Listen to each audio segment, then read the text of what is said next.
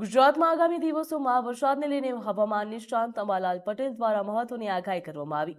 તેમના જણાવ્યા અનુસાર 13 થી 16 જુલાઈ દરમિયાન લોકલ સિસ્ટમ સક્રિય બનતા રાજ્યના વિવિધ વિસ્તારોમાં વરસાદની શક્યતા રહેશે. જ્યારે 22 જુલાઈ આસપાસ દક્ષિણ ગુજરાતના આહવા, ડાંગ, વલસાડ તેમજ નવસારી સહિતના વિસ્તારોમાં ભારે વરસાદ વરસી શકે છે. 27 થી 30 જુલાઈ દરમિયાન સૌરાષ્ટ્ર, ઉત્તર ગુજરાત અને મધ્ય ગુજરાત અને રાજ્યના અનેક વિસ્તારોમાં પણ સારો વરસાદ થવાની શક્યતા વ્યક્ત કરવામાં આવી.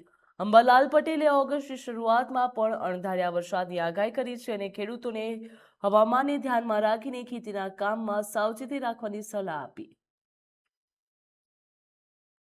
દેશના ઘણા ભાગોમાં વરસાદ નથી અને મોઇસ્ચર ન હોવાના કારણે દક્ષિણ પશ્ચિમના પવનો જે છે એ લગભગ ફૂંકાઈ રહ્યા છે. પરંતુ એક ટાઇફૂન જે છે પેસિફિક મહાસાગરમાં બનેલું ટાઇફૂન મજબૂત ટાઇફૂન છે.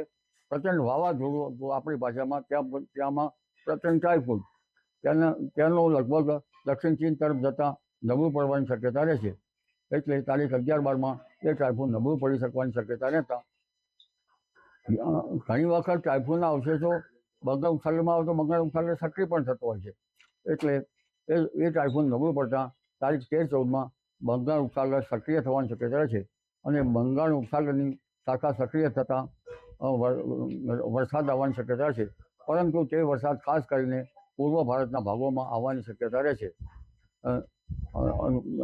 અને ત્યાંમાંથી છૂટા પડેલા વાદળો લગભગ ગુજરાતમાં આવતા વરસાદ થવાની શક્યતા રહે છે. જ્યારે આસામ તરફ વરસાદ હોય ત્યારે તેને ઉલટી સ્થિતિ સિંધ ભોગવે છે.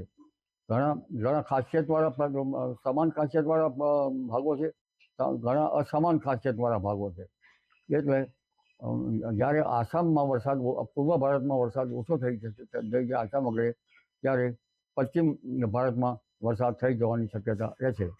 એટલે લગભગ વરસાદનું રાઉન્ડ હમણાં લોકલ સિસ્ટમના કારણે તારીખ 13થી 16માં જુલાઈમાં થવાની શક્યતા રહે છે.